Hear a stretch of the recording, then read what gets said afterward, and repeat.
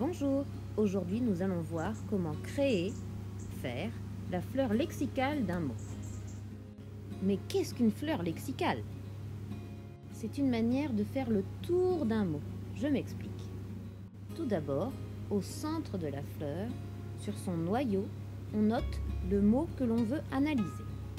Viennent s'ajouter autour de ce noyau 6 pétales qui correspondent chacun à un aspect du mot.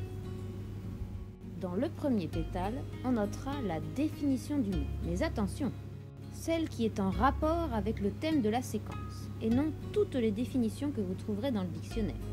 Ensuite, dans le deuxième pétale, on note l'étymologie du mot, c'est-à-dire son origine, latine ou grecque, de quel autre mot il vient en somme.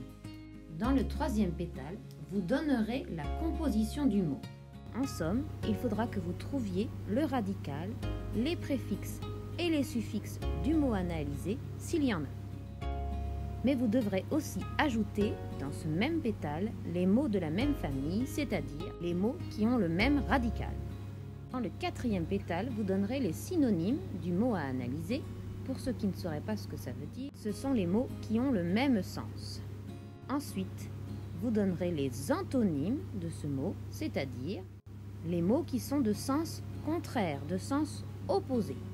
Et pour finir, dans le dernier pétale, vous donnerez tous les mots appartenant au même champ lexical, soit les mots auxquels le mot à analyser vous fait penser.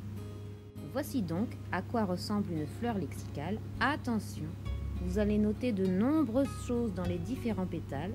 Je vous conseille donc soit de dessiner une très grande fleur, soit d'attendre d'avoir déjà écrit les mots avant de dessiner les pétales. Vous êtes prêts à vous mettre au travail, je vous dis donc à vos méninges maintenant.